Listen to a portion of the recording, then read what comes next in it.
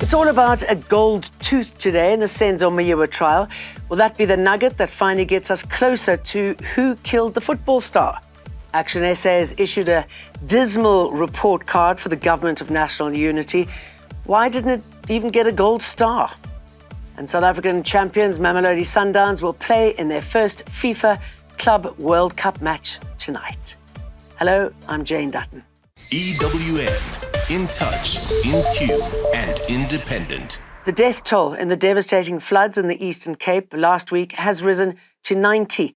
The Department of Water and Sanitation has confirmed the Mthatha Dam, which has no sluice gates, overflowed and automatically released water once it reached capacity. Psychological support is being provided to affected families. Recovery teams are still searching for more people missing in the floods, and postmortems are being conducted on those who have been found.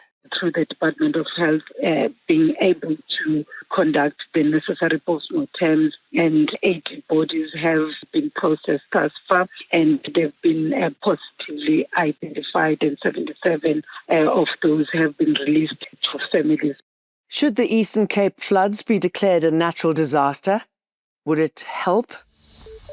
The KwaZulu-Natal Transport Department has revised the death toll of an accident involving EFF members to 10. The group was travelling from Mlazi after Youth Day celebrations when the accident happened near Vryheid. Earlier today, authorities had said 12 people had died in the accident. But after an investigation, the department now says the accident claimed the lives of 3 women and 7 men. Nandipa Magidamana's father may be seeking legal representation from his daughter's lawyer after being rejected by legal aid. Zolile Sekeleni's application for legal aid was rejected in January this year. He insists this was not fair as he cannot afford a private attorney. Despite this, the court asked Magidamana's lawyer, Machini Motlong, if he would be willing to fill in if legal aid rejected Sekeleni's appeal for representation. Sekeleni is appearing among 8 other co-accused, including convicted rapist and murderer Thabo Bester, in the Bloemfontein High Court for a pre-trial hearing. The court has heard that Sekeleni will apply for an appeal to legal aid. If we get all the documentation, I presume I will be able to submit to our national office this week still, and then we should then be able to get, usually they sit, I think it's the first Wednesday of the month, my lady. So we should be able to get a result pretty fast. A defence lawyer in the Senzo Meyiwa trial has argued that if his client is not granted a dental examination by a surgeon, the court would be denying him his dignity and respect. Lawyers for the alleged gunman, Ntobisi Ncube, are arguing for him to be taken for examination after the state-led evidence that suggests that he had a gold tooth at the time of Meyiwa's murder. This came out last week during the testimony by cell phone data analyst Sergeant Moses Mabasa. The defence wants this to be confirmed by both a state and private dentist. Ncube's lawyer, Advocate Charles Mnisi, has pointed out that the evidence by the state was a shocker to his client. Mr. Ncube, Franite Fiel van die Wêreld, he does not request a lot of this world. He simply says to the court, can I please be afforded the opportunity and the necessary amenities, which are facilities, to go and prepare my defense, even before I start to cross-examine Mr. Mabaso. The lawyers of former ANC national spokesperson Pule Mabe say they are ready to go to trial in the corruption case but are being held up by the state. The state has asked for more time to finalise its charge sheet against the accused. Mabe, along with his wife and 5 others, face multiple charges of fraud, money laundering and contraventions of the Public Finance Management Act. In 2017, Mabe's company, Pule Mabe, secured a tender worth about 27 million rand to supply 3-wheeler motorbikes to waste pickers in Ekurhuleni. Today, All 7 accused appeared at the Johannesburg Specialised Commercial Crimes Court, sitting in Palm Ridge. Since being formally charged, Pule Mabe has resigned as a member of the ANC's National Executive Committee. During his bail application, he said he earns about 25,000 rand a month from a small business he has. Mabe's legal representative, Zola Majavu, says the continued delays on the case are negatively impacting his client's political and professional career. Every time I come to court, my services don't come cheap.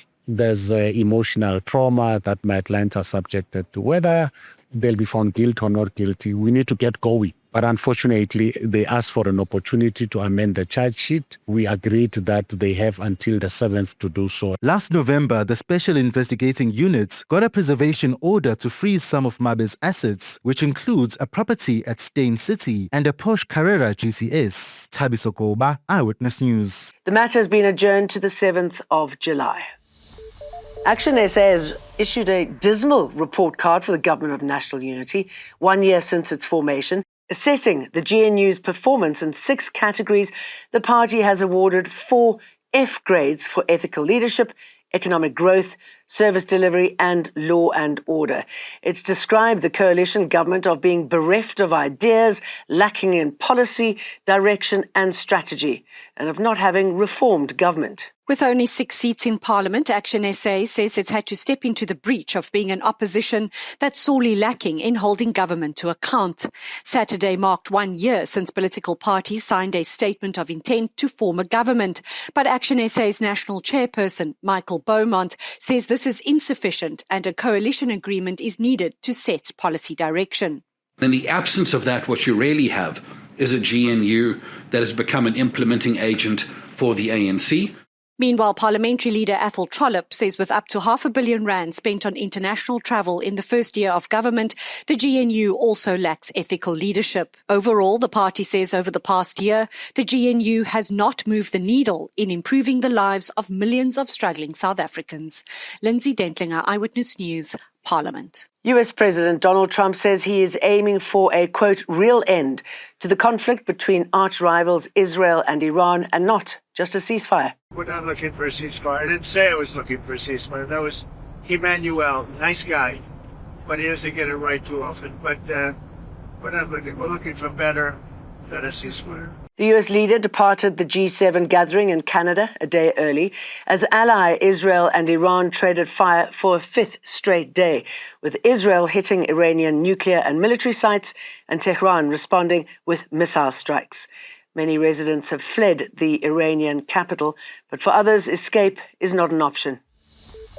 An epidemiologist has urged the city of Cape Town to be more proactive when dealing with sewage spills in suburban areas. This after a group of Hout Bay residents shared concerns about ongoing sewage overflows in the area. This is absolutely just atrocious. Look at this. The entire court is filled with feces, sanitary pads, raw sewage. It contains a lot of organisms that carry infectious diseases such as bacteria and viruses and parasites. City Maker member for urban mobility, Rob Quintus, says the average response time for attending to service requests is 30 days. When the road is flooded or the property is waterlogged, the response time can be up to 5 days. It is important to note that these are a guide, and if the situation sometimes does not lend itself to the response time, such as when our teams need to deal with the continuous overflow of a sewer. And if you're in the Western Cape and Northern Cape, very cold conditions are on their way. They are expected to persist until this weekend. This week, we're not looking at one major cold front like we've had a few weeks back, but rather a series of smaller, weaker fronts just brushing over Cape. It's really what you'd expect from a classic Cape Town winter. Some passing light showers and a bit of wind. South African champions Mamelodi Sundowns will play in their first FIFA Club World Cup match tonight. They'll take on their South Korean counterparts, Ulsan HD in Orlando, Florida, in a match starting at midnight South Africa time. Sundowns have been the dominant team in South Africa football for the majority of the past decade and will come up against a team that has won the last 3 South Korean League titles in a row. Hope you get to watch and wishing the best of luck. See you for more again tomorrow. EWN, in touch, in tune, and independent.